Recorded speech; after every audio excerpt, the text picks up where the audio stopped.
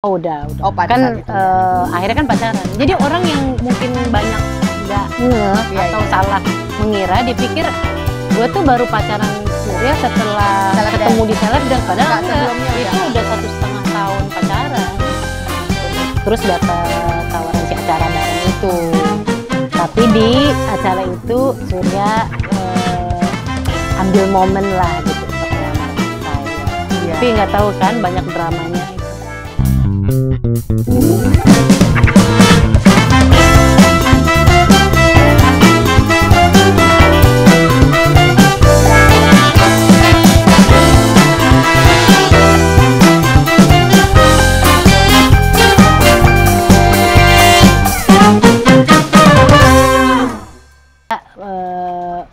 Ambil momen lah gitu untuk melamar saya. Iya. Tapi nggak tahu kan banyak dramanya itu. Kenapa? Ih, itu mah sebenarnya udah putus nyambung. Masa? Itu kan hampir 6 bulan ya, 4 bulan kalau nggak salah. Acara itu kan panjang kan? Iya. Itu berantem lulu. Gara-gara koreografi nggak? Karena koreografi. Nah, tapi itu sekolah lagi nih. Ini sekolah ya. Gue nganggap Selebgram itu sekolah gue dan Surya. Karena apa? Kan kita bareng-bareng, kerja bareng. Nah, karena sebelum Surya punya kehidupan percintaan sebelumnya, aku juga kan. Nah, sebelumnya itu punya satu hubungan percintaan yang cukup lama, tapi kan gak jadi. Jadi ceritanya nih, dengan Surya ini, gue tipenya yang waktu sebelum tembak aja gitu tuh. PDKT 3 bulan, inget Surya tiba-tiba ngilang. Nah. Drop say, karena gue terlalu tegas-tegas. Oh, mau apa enggak? Ini apa enggak? Mau apa nih? Pacaran main-main apa? Sebenarnya kan dia mungkin masih trauma ya. Iya. Terus untungnya ibuku yang wanita Jawa itu menasihatiku. Bu, kasih waktu, namanya orang lagi masih luka zaman dulu, kamu kok kenapa? Iya, kamu kayak kamu kayak gonggong gitu ya kesannya Iya, gitu. kabur lah gitu ya. Terus tapi akhirnya dia kembali lagi, dia menyadari bahwa oh ya ini kayaknya oke juga nih ya, cewek ya. Udah terus pacaran tuh. Nah si Selebgram itu kan ngeluarin asli-aslinya gitu loh. Nah bagaimana kita menghadapi satu masalah, bagaimana menghadapi PR bareng. PR koreografi bareng. Terus kan ada emosi yang bermain kan, karena kan kita tegang mau nyiapin. Nah sementara Selebgram itu tadinya tuh di awal-awal koreografinya tuh banyak, jadi misalnya bisa 2 sampai 3. Nah terus kan eliminasi kan, si peserta makin dikit itu ya makin berat lagi gitu. Nah itu jadi kalau ada yang lupa gaya berantem. Nah Surya tipenya saat itu juga aku mempelajari, misalnya kita saling mempelajari. Aku tipenya kalau belum bisa koreografinya hajar terus sampai bisa. Oh, iya. Surya tipenya tunggu dulu ya, saya mau istirahat dulu. Saya mau ngopi. Kan gregetan ini. Iya. Si speed kenceng ini kan. Speed AB3 soalnya nih. Iya, nah. Terus kan gue juga beban juga ya, Bu, kalau nariknya salah-salah gitu ya. Ntar dia lempar nggak ketangkep, dia ngopi. Gitu. Kan nggak lucu ya. Hey, dia ngopi dulu. Udah, terus pokoknya inget banget deh. Sampai yang mau deket-deket final tuh, untunglah kami diselamatkan oleh manajer kami, waktu itu Adik Karuniawan. Ya. Dia yang selalu menasihati dengan pelemah lembutnya, Sur gitu ya, apalah gua nggak tahu gitu. Sampai akhirnya ya udah Surya ambil keputusan melamar saya, bukan melepaskan saya malah. Oh, padahal udah melewati berantem. Tapi berantem. Waktu mau ngelamar itu lu udah tahu belum bakal terjadi? Enggak, sama sekali. Aku satu-satunya orang yang nggak tahu. Tapi Surya itu kan jadi ternyata udah ngelamar aku melalui orang tua. Ya, jadi izin lah ya intinya. Iya, mau serius lamar gitu. jadi ngajak dinner, papa mama ngasih tahu tanpa aku ada. Tanpa. Hebat juga kau Surya ya. Aku lagi nyanyi itu, terus dia lamar, terus dia juga ceritakan rencana dia nanti di final itu. Lu tahu nggak? Ternyata Nola itu salah satu comblang gue dan Surya. Oh dia justru. Dia biang keroknya. Nanti tanya aja. Oke. Jadi Gitu. Nola kurang lebih kayaknya tahu nih. Kayaknya tahu Kayaknya deh. tahu. Oh, Oke. udah. Jadi cuma lo yang nggak tahu. Jadi itu terjadi pada di tengah-tengah koreografi gitu. Berarti kalau enggak. Waktu pas kameramen juga tahu dong. enggak, jadi gini, Surya itu kalau nggak salah izinnya gini. Pokoknya gue nanti menang atau tidak menang, gue mau dong. Gue ada momen ini, Surya menceritakan gitu. Ke tim produksi. Iya. Oke. Oh senang dong. Dan tim untungnya menang ya. Lama. Kan gitu.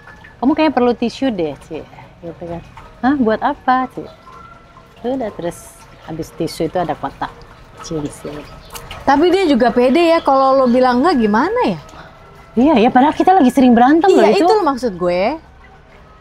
Iya ya, untuk orang yang pernah melewati luka yang sedemikian besar, yang Iya. seperti tadi kata ibu lo, sabar orangnya juga baru luka, kamu jangan ngejarnya kayak gitu banget gitu kan.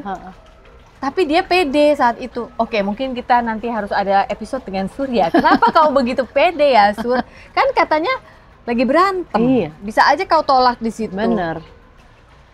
Kenapa iya ya? Memang aku kan sudah cinta ya sama dia waktu itu ya. Terus apa ya? Ya baik. Terus kalau gue tipe yang sudah gini loh. Berantem itu bukan masalah. Oke. Justru berantem itu akan Sehat. mendewasakan Oke. kita. Gitu. Tapi aku nggak tahu kalau Surya kayaknya itu jadi satu yang mengganggu kayaknya, karena kan dia berapa kali emang mau putus gitu loh justru. Aku tahu belakangan dari adik. Oh, buat dia hal-hal yang seperti ini mengganggu gitu ya.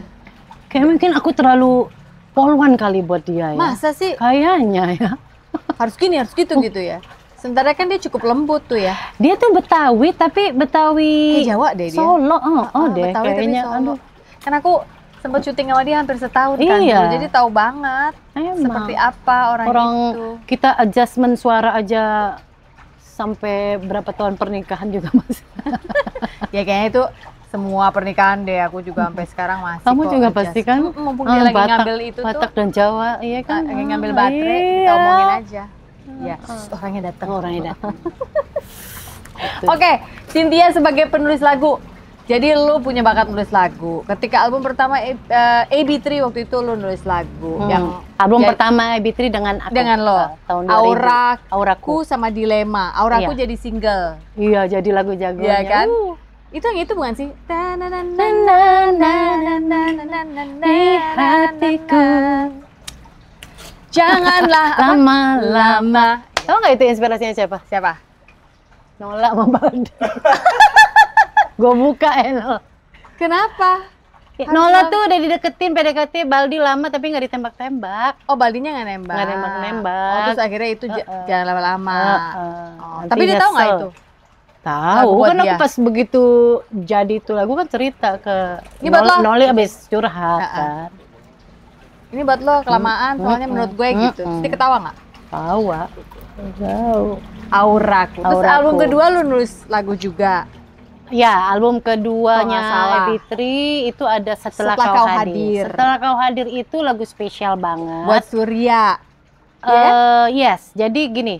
Sebenarnya diciptainnya jauh sebelum. Jadi masa setelah berakhir dengan yang hubungan sebelum Surya. Kemudian di satu malam setelah berdoa gitu ya, tolonglah aku serahkan hidupku, kau yang memilihkanlah jodoh untukku gitu ya. Terus tiba-tiba dapat inspirasi ini, niatnya siapapun jodohku nanti lagu ini akan Buat kunyanyikan Oke. di pernikahannya. Jadi itulah kau nyanyikan. Padahal di Setelah Kau pernikahan Hadir. juga kan bagian souvenir duet lagu yang kau buat Yang juga itu bahagia. bahagia. Iya.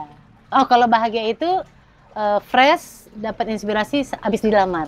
Oh, abis dilamar dapat. Katakan pada dunia udah dilamar. Lu tuh kalau nulis gimana sih nulis lagu? Lo apa yang menjadi dasar lo nulis? piano Malu kah? ada bapi. Gitar kah? Malu, aku nggak Keyboard bisa main kah? musik, nggak bisa.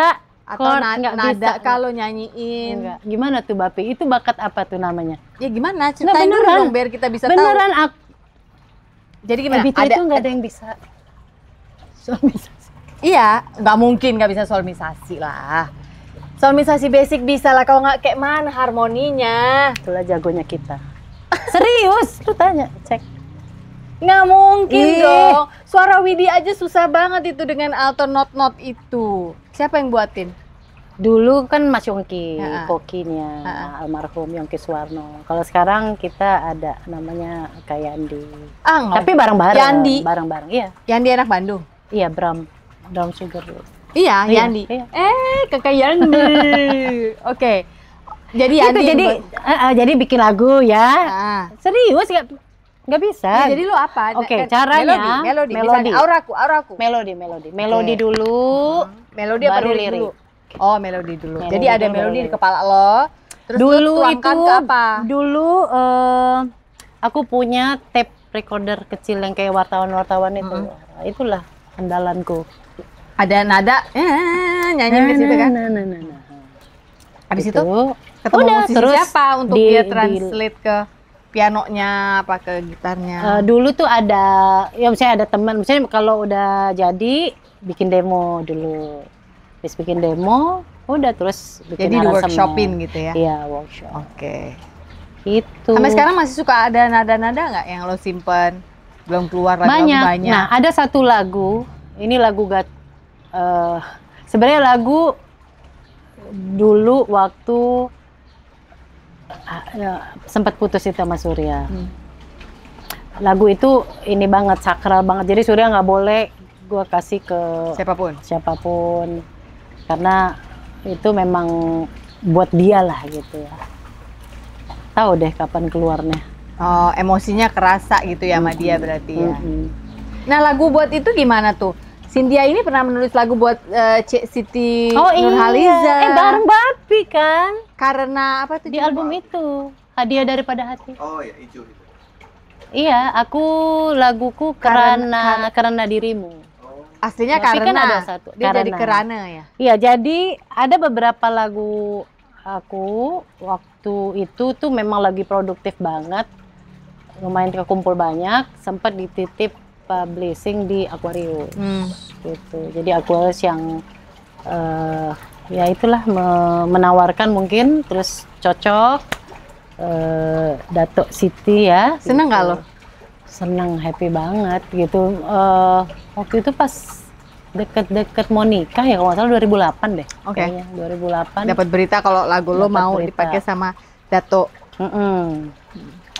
Nah, pokoknya lagu-lagu yang aku tulis tuh banyak kesimpan sampai akhirnya baru memberanikan diri nyanyiin sendiri itu setelah 22 tahun ya. Jadi iya kan, terakhir album solo kan waktu sebelum gabung sama Ebitri. Iya benar-benar. Tahun 2000 kan. Setelah yang Rama Ipama ya, kan ada satu tuh. Habis itu kan karirku sama Ebitri full. Nah, akhirnya waktu abis pandemi kemarin itu memberanikan diri, tapi ada momentum juga sebenarnya. Lagi-lagi ya tanpa ambisi ya. Jadi emang karena ada momentum habis kehilangan papa waktu itu 2019, 2020 Covid, masa pandemi, aku keluarin satu single religi. Ya, judulnya Tawakal. Itu udah emang maksudnya dan maksudnya mulai ini ya, mempelajari industri, terus dari situ tuh mulai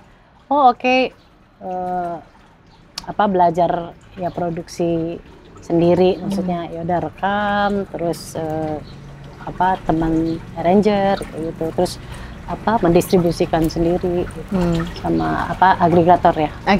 Iya. Waktu itu kan sempat teleponan lama tuh ya. Konsultasi juga sama Bapi. Waktu COVID itu ya. Belajar singkat kan. Iya, pada saat itu ya. Aku mau ngomong soal anak-anak nih sekarang. Setelah menikah sama Surya, itu kan nggak langsung dapet ya, dan cukup perjuangan kan waktu itu. Apa yang ada di pikiran lo saat itu? 8 tahun kan nunggunya. Secara lo kan menikah juga waktu itu nggak muda-muda amat. Iya, 30. Iya. Terus nunggu lah.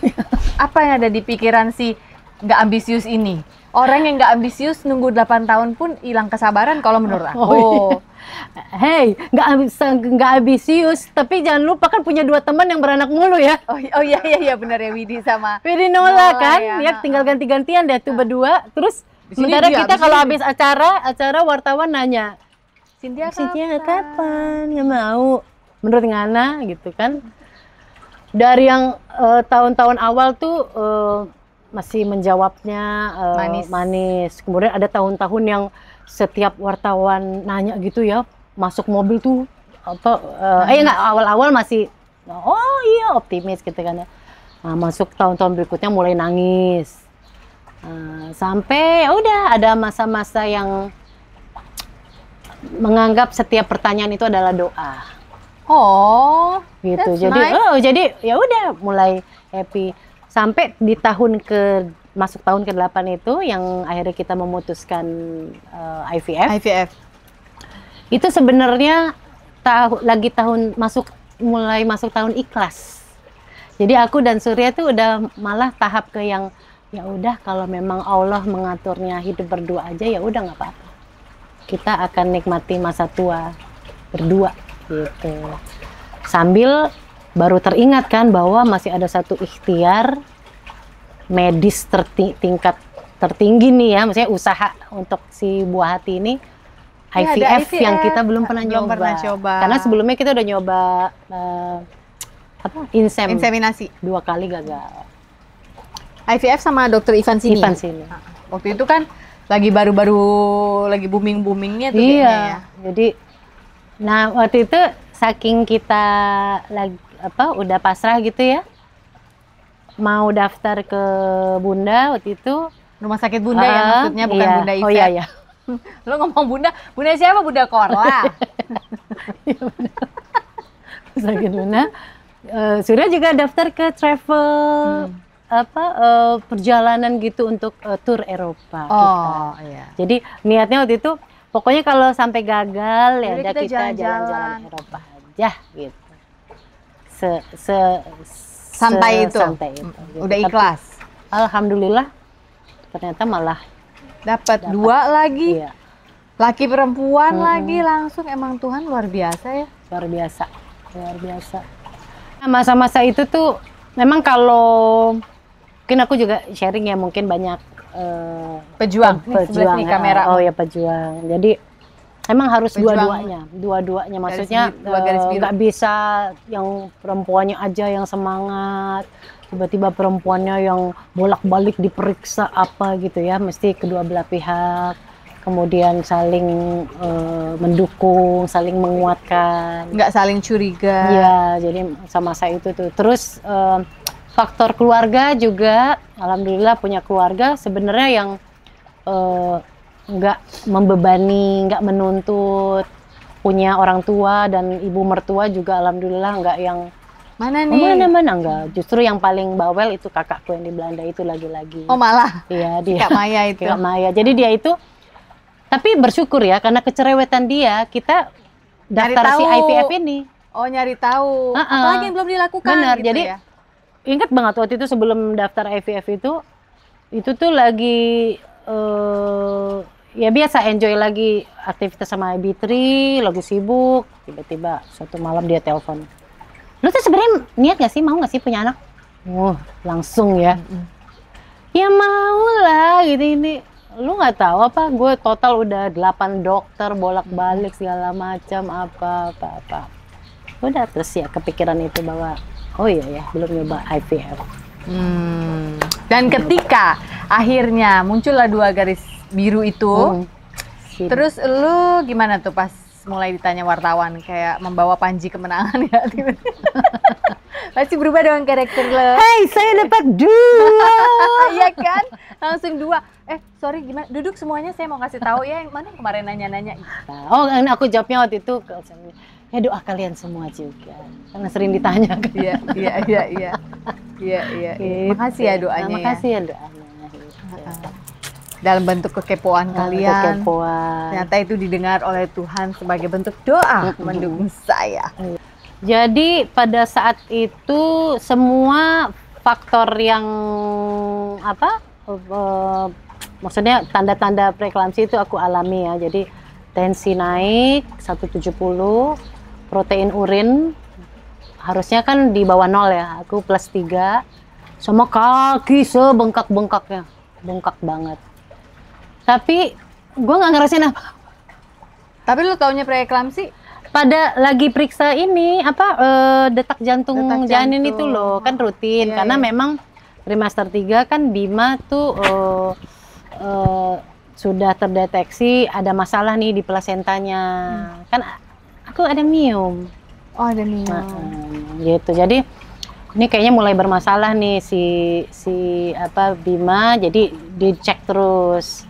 Nah, pada saat cek itu suster, nah kebetulan aku di dekat rumah nih, pas ngecek itu. Dia bilang, "Ibu terakhir periksa darah kapan?" "Oh, minggu lalu sih." "Nah, kok ini kakinya bengkak banget?" gitu. Udah pas diperiksa, malam itu juga masuk. Kepanikan terjadi, langsung opnam ke rumah sakit. Padahal HPL-nya tuh 7 Desember. Tapi aku lahiran 20 November. Aku ingat lumayan jauh ya. Iya. 20 November. Dan kembali lagi si perempuan yang kurang ambisius ini nggak ada stres, nggak ada apa, nggak ada marah-marah. Kenapa begini? Gitu nggak ada. Waktu di NICU. Nah itu tuh ada kejadian lucu. Kan belum pernah lihat bayi kecil kan, pertama kali lihat anak-anak nih. Kan secara bayinya Kamaya, kakakku besar-besar, bayinya Widi, Nola juga besar-besar ya. Jadi belum pernah lihat bayi kecil. Jadi ingat banget itu hari keberapa ya. Sebenarnya masih dilarang untuk lihat anak. Karena kan ibunya harus perlu recovery juga. Tapi aku bilang, please nggak bisa, aku udah nggak tahan pengen lihat anak. Ya tapi nggak boleh nangis ya gitu ya, dokternya udah kasih tahu. Udah pas masuk ke dalam inkubator pertama nih, kaget kan, langsung nangis. Karena kecil. Bima, ya kecil kan, kirain Bima nih kan, karena waktu itu pakai selimutnya biru. Jadi pikir ini anak cowok kan, Bima. Udah nangis, terus diingetin, "Ibu jangan nangis." Udah kan, terus masih shock nih, aduh ya Allah anak gue kecil banget gitu. Terus nangis, ya ini Bima kan gitu. "Oh ini bukan Bima ibu." "Hah bukan Bima?" "Bukan, ini Tatiana." Yang cewek. "Bima mana?" "Bima situ." Begitu lihat Bima, itu inkubatornya lebih banyak alat, selangnya lebih heboh, dan ukurannya kan Bima lahir cuma 1,2. Wow. Tapi waktu pas aku datang hari ketiga kan dia menciut lagi bayi di 900 gram. Itu gimana nggak shock? Bilang ya Allah. Wah udah deh, benar-benar. Nah di situ bercakap-cakap sama Allah. Terima kasih ya Allah. Gimana ya? Maksudnya ini kan udah dikasih senang. Setelah 8 tahun, akhirnya hamil, akhirnya berhasil lahir nih anak-anak. Tapi belum bisa senang dulu, nih lagi berjuang nih, hidup mati ya, ibaratnya di NICU. Udah waktu itu cuma bilang, ya Allah, terima kasih atas ya berkahmu, kau berikan kesempatan jadi ibu. Saya pasrah ya Allah, kau beri jalan yang terbaik melalui dokter ya, dokter apapun. Nah aku waktu itu juga punya pemikiran percaya sama tim dokter. Jadi dokter bilang oh iya oke, suruh screening ini sambil terus juga diawasin gitu ya, dipantau. Udah alhamdulillah. Jadi waktu itu ya itu pemikirannya berpasrah. Kalaupun Allah waktu itu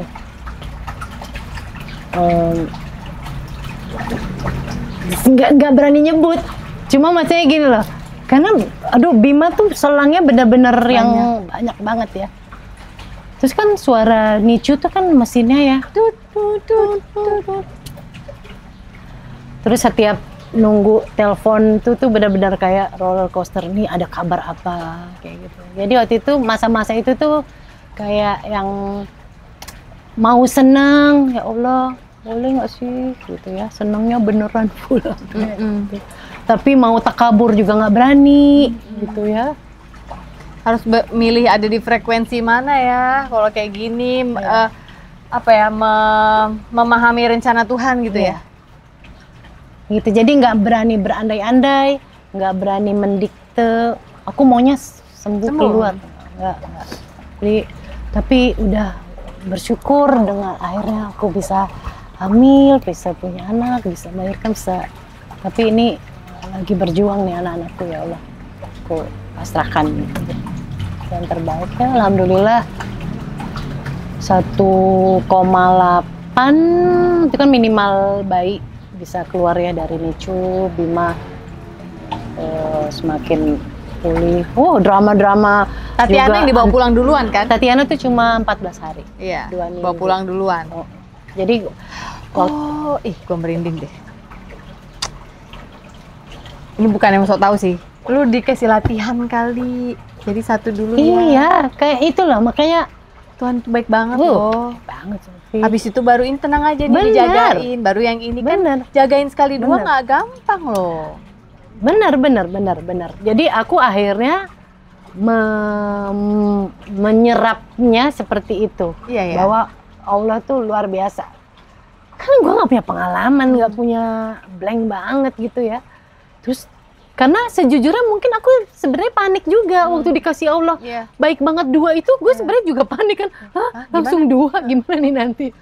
Dan Allah bilang tenang, aku kasih kesempatan belajar gitu ya. Jadi waktu pas 6 hari setelah opnam itu pulang kan tanpa anak ya, tanpa anak, terus cuma pas buka pintu kamar berduaan pelukan sama Surya gitu, liatin baby cribnya gitu ya. Terus ya udah sabar. Terus masa-masa itu kan juga pas aku pulang kan kepisah tuh sama anak-anak. Aku harus pompa ASI, kirim. Ingat banget ada deh drama yang sampai hari itu tuh yang aku sampai naik Gojek, terus jatuh ASInya? Bukan, akunya kepleset kan hujan-hujanan, basah di badan. Inget banget. Di situ tuh baru merasakan bener-bener ya arti ibu ya. Ini ya bener-bener mamaku. Tuh. Demi mengantarkan dan sumber hidup itu ya ASI ya.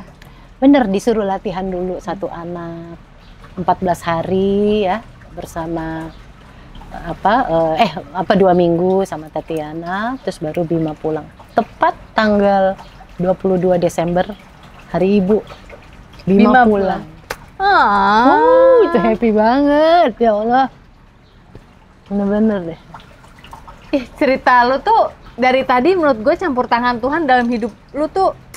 Kalau gue membahasakannya ya, fingerprintnya Tuhan ya, cap jarinya tuh menurut gue nih itu kelihatan banget loh.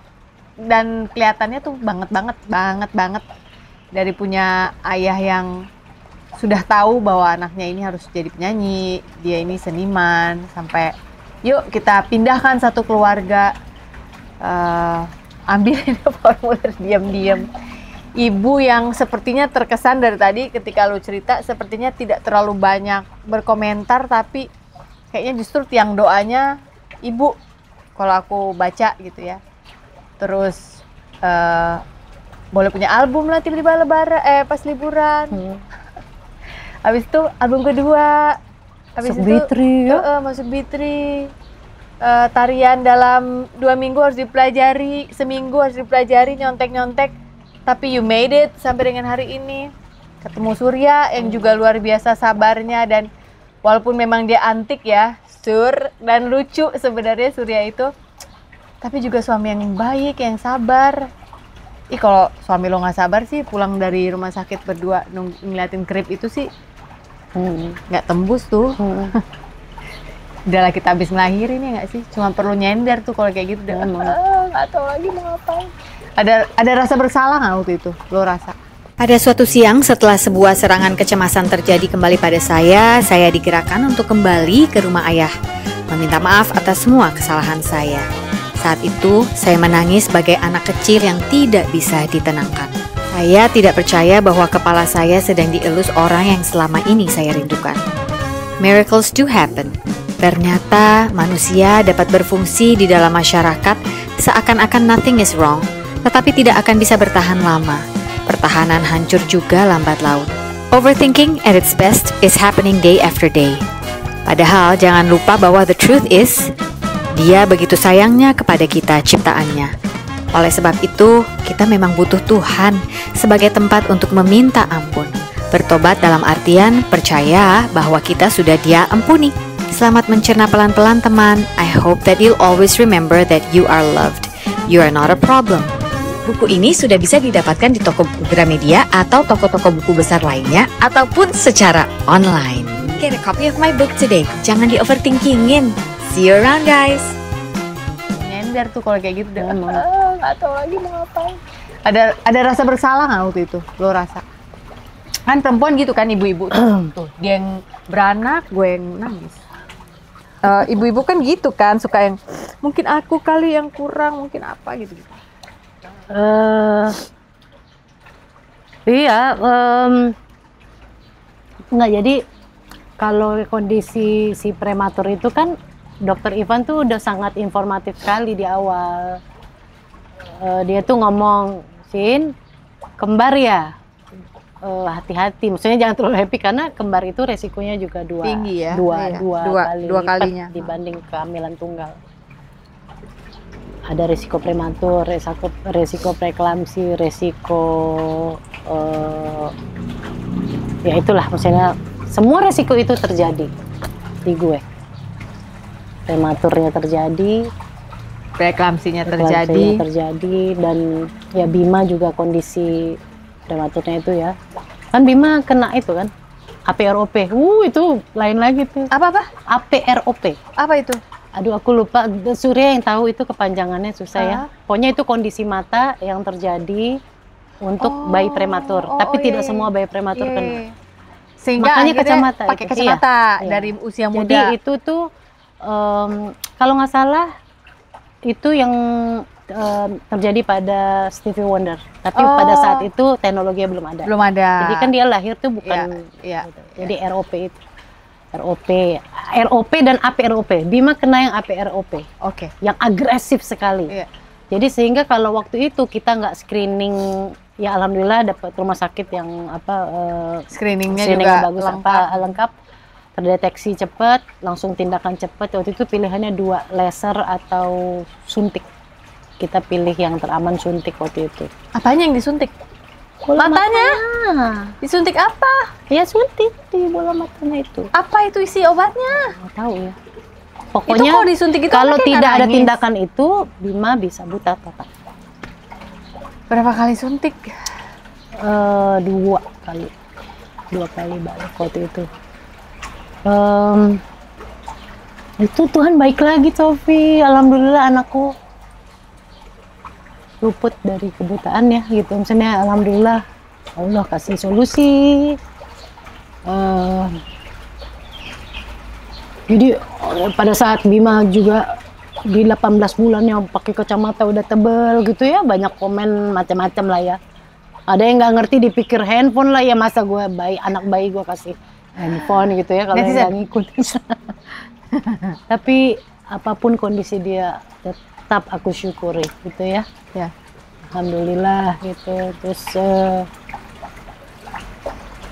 ya jadi masa-masa 8 tahun penantian kami itu pada saat dapat itu tidak langsung gegap gempita, jadi betul-betul kebahagiaannya kayak kita dikasih lagi ujian untuk supaya tetap percaya sih ya kayaknya, supaya apa ya, selalu bergantung sama Tuhan. Kalau enggak kayaknya orang-orang manusia ini ya, at least gue kan suka lupa.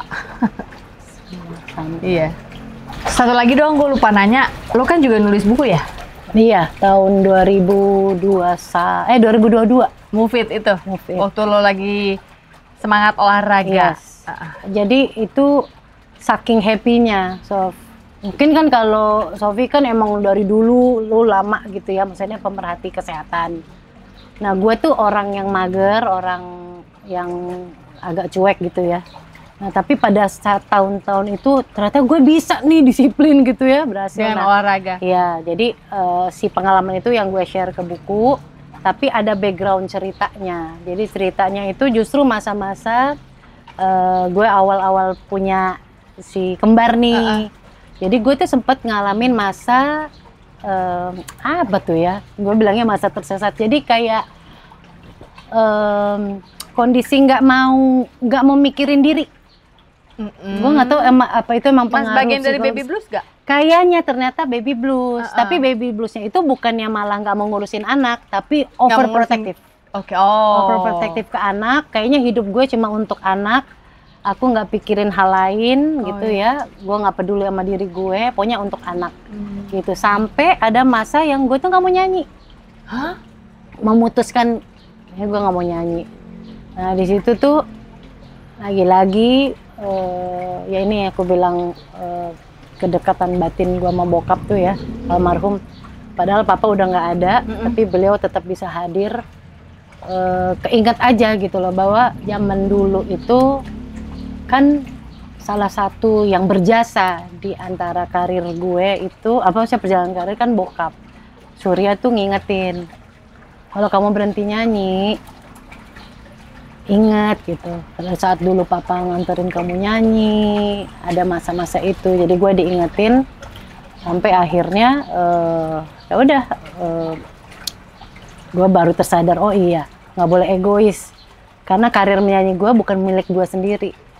Gitulah, ada orang-orang yang punya andil, berjasa, orang tua dan ya mungkin fans juga kayak gitu. Jadi ya alhamdulillah kemudian nemu lagi nih si spirit ini gitu. Jadi kayak ngumpulin puzzle yang tadinya insecure dan lain-lain udah kayak satu kesatuan gitu loh sama si gimana sih nih jalanin si konsep hidup yang benar gitu ya. Karena pada saat udah punya anak tuh ya udah kayaknya gue nggak mau punya karir, pengen di rumah aja gitu ya. Jadi ya nggak mau ketemu orang gitu. Udah akhirnya nemuin spirit itu tuh, terus mulai nata si pola makannya dan lain-lain. Sampai akhirnya ya aku ceritain semua di buku itu. Berarti ada kemungkinan bisa ada buku lain lah ya. Kalau menurut gue sih cerita-cerita di dalam hati lo nih kayaknya sebenarnya kan. Nah justru sebenarnya gini, buku itu tuh sebenarnya kemarin itu tuh project bisa dibilang Roro Jonggrang banget ya. Itu cepet banget aku bikin nulis cuma sekitar nggak nyampe 3 bulan. 2 bulan. Saking sampai udah jadi. Di sini berarti ceritanya. Sampai jadi. Nggak, sebenarnya kayak ini untuk menunaikan janji sama Gramedia waktu itu. Jadi sebenarnya dulu itu Gramedia itu maunya aku nulis tentang kisah si kehamilan sampai hamil. Tentang buah hati. Gue tuh udah nulis di note handphone, tapi karena saking gapteknya ya udah simpennya di situ aja, kehapus semua. Padahal itu per detail gue tulis mulai dari proses yang dari belum hamil, apa-apa segala macam. Mau diulang lagi? Ada lupa. Sih kesimpan di sini, cuma kayak energinya udah. Nah, jadi waktu pas happy dengan ada si cerita baru, spirit baru itu, so aku ceritain lagi ke Gramedia, mereka tertarik juga, akhirnya ya udah si buku Move It itu. Jadilah si buku Move It. Gitu. Itu ya. Banyak yang mengubah orang loh. Aku inget banget waktu itu. Alhamdulillah. Setiap kali kamu ngepost apa-apa, ibu-ibu yang baru lahiran atau yang udah berapa tahun lahiran tapi nggak turun-turun. Karena sebenarnya dan inspired by you. Iya, kisahnya itu ya kan banyak yang ngalamin kayak gitu kan. Maksudnya maksudnya orang pada saat punya kehidupan baru nih, ngurus anak, kemudian yang tadinya memang nggak suka olahraga gitu ya, kemudian tiba-tiba dapat pencerahan dan nah aku mau mendedikasikan maksudnya buku itu sebenarnya untuk diri sendiri juga dulu gitu. Jadi jikalau gitu ya suatu waktu hilaf atau apa, gue punya pedoman lagi nih bahwa gue pernah mencapai itu. Dan gue bisa capai lagi gitu. kapanpun itu dibutuhkan. Tinggal kita kalahin si bibit-bibit malas dan mental mager. betul. Oke, kayaknya hari ini cerita-cerita dari Cynthia Lamusu ini semakin menebalkan moto yang ada di Sofina Vitox, yaitu hari ini bukan hari yang baik untuk menyerah, katakan itu setiap hari. Itu tuh dalam kehidupan lo menurut gue udah luar biasa banget, dan makasih banget lo mau share. Apalagi ya, ditunggu karya-karya lo berikutnya. Amin. Karena gue tahu di dalam hati dan pikiran lo itu masih banyak lagu-lagu, masih banyak yang mau lo buat, tapi karena lo sih, gue nggak gitu ambisi itu tadi, mungkin kita yang harus bakar-bakar dia. Perempuan berbakat. Surya aja sampai gemes. Gemes ya. Yaudah nanti gue bantuin Sur, gue bakar-bakar deh. Dan kembali gue telepon-teleponin terus nih. Makasih ya Mama Thank you, Tia. Sofita tuh manggilin Dia manggil wanita Sofita. baik hati Sofita. Dia punya panggilan sendiri. Panggilan sendiri. Hari ini bukan hari yang baik untuk menyerah, katakan itu setiap hari. Jangan lupa, you are loved. Sampai jumpa. Kayak kongsi-kongsi. Kok salah ya? Makasih. Ojo. Luar biasa sekali ceritanya ini.